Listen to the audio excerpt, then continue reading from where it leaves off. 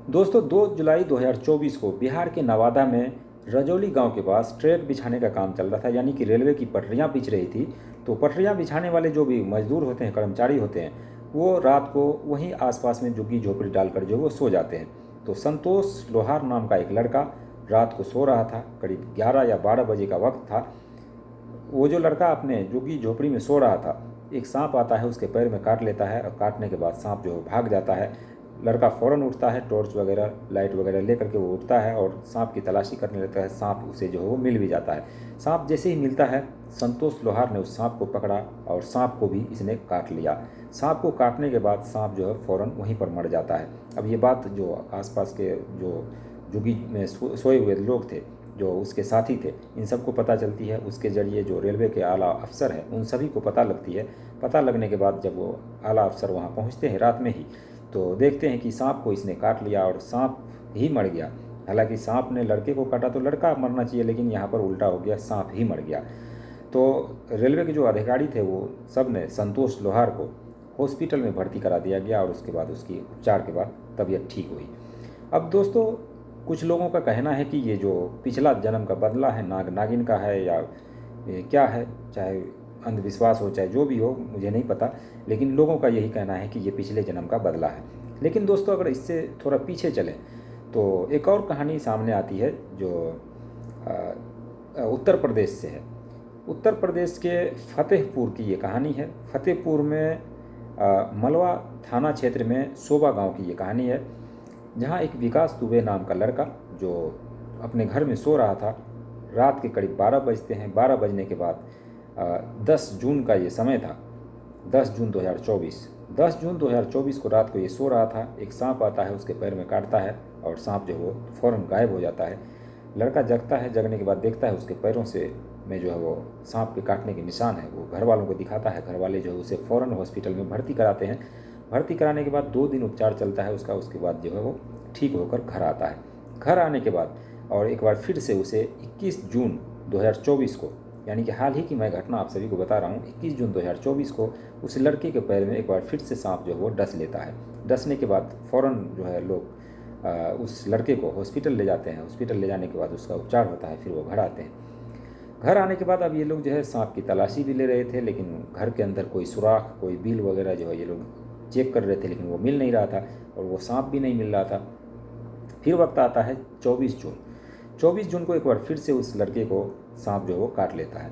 अब इस बार जो सांप काटा तो लोगों ने बड़े पैमाने पर तलाशी लेनी शुरू कर दी। इधर उधर गाँव में हर जगह खुदाई करके कहीं कोई बिल वगैरह तो नहीं है, ये सारी चीज़ें चेक की, लेकिन सांप जो है कहीं पर मिल ही नहीं रहा था।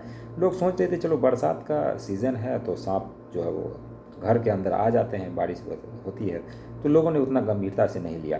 लेकिन एक बार फिर से 28 जून 2024 को रात में जब ये लड़का सो रहा था, फिर उसे एक बार सांप जो वो काट लेता है। ये लेकर चौथी बार उसको ये सांप ने काटा था। 28 जून को जैसे ही सांप ने काटा तो ये लोग फ़ौरन हॉस्पिटल गए। हॉस्पिटल में जो है इसको एडमिट कराया गया। एडमिट कराने के बाद उसका उपचार हुआ, वो ठीक हुआ। डॉक्टर ने पूछा कि तुम बार बार कहाँ पर तुम रहते हो कि आखिर तुम्हें बार बार सांप काट रहा है। तो लड़का कहता है कि मैं अपने घर में ही रहता हूँ, घर में पता नहीं सांप जो वो कहाँ से आ जाता है और कैसे काट लेता है, पता ही नहीं चलता। उस सांप को लगातार जो है घर के लोग, चाहे आसपास के अड़ोस पड़ोस के लोग जो है वो तलाशी करते हैं, लेकिन मिलता नहीं है। घर के अंदर कोई सुराख वगैरह भी नहीं है कि उससे सांप निकलता है। अब ये बात जो है 28 जून को इसको चौथी बार जैसे ही काटा सांप, तो इसके घर वाले जो वो पुलिस थाने जाते हैं।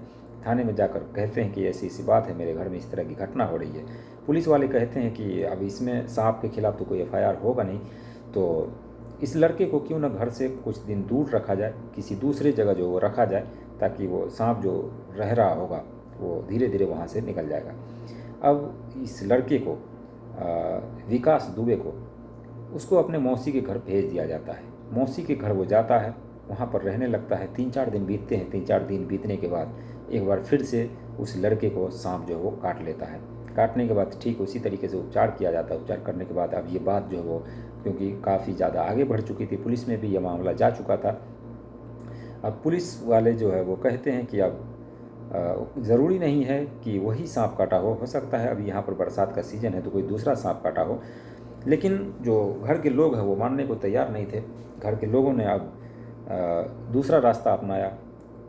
बाबा या फिर जो भी होते हैं उसका इलाज करने वाले, उन सभी के पास ये लोग जाना शुरू कर दिए। अब ये अंधविश्वास है या क्या है, ये तो खैर वो लोग ही जाने, और मुझे तो नहीं पता, मैं किसी अंधविश्वास को बढ़ावा नहीं दे रहा हूँ। लेकिन इसी तरह की एक और घटना आगरा की है। रजत चहर नाम का एक लड़का था इसको 2022 में 6 सितंबर 2022 को, सितंबर के महीने में उसे करीब 5 बार उस लड़के को भी सांप काटा था। तो ये 5 बार जो काटने का सिलसिला है वो पहले से चला आ रहा है। और 5 बार आखिर क्यों काट रहा है, क्या वाकई जो ये नागिन है, क्या वाकई जो उसके आँख में उस शख्स का चेहरा जो वो छप जाता है या बन जाता है कि वो अपने पिछले जन्म का बदला लेने के लिए वो जो है मतलब इस तरह के काम करती है। दोस्तों, साइंस तो इस बात को नहीं मानता कि कोई नाग हो या फिर नागिन हो या फिर सांप हो, इस तरह की बात जो है वो होता है, पिछले जन्म का बदला इस जन्म में चुकाया जाए, ऐसा तो साइंस नहीं मानता है। लेकिन जो लोग हैं, जितनी मुंह है उतनी बात है। लोग अलग अलग तरह की बात करते हैं, कुछ लोग यकीन भी करते हैं, कुछ लोग नहीं भी करते हैं।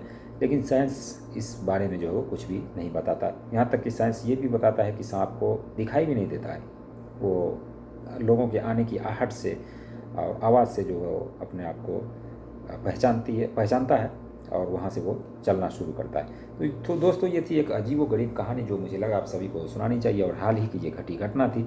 दोस्तों, इस कहानी को लेकर आपके मन में जो भी सवाल हो, जो भी डाउट हो, कमेंट सेक्शन में ज़रूर बताइएगा। क्या आपको लगता है कि इस तरह के जो नागिन का बदला है ये हो सकता है, ये बात सच्ची हो सकती है या नहीं, ये भी कमेंट सेक्शन में ज़रूर बताइएगा।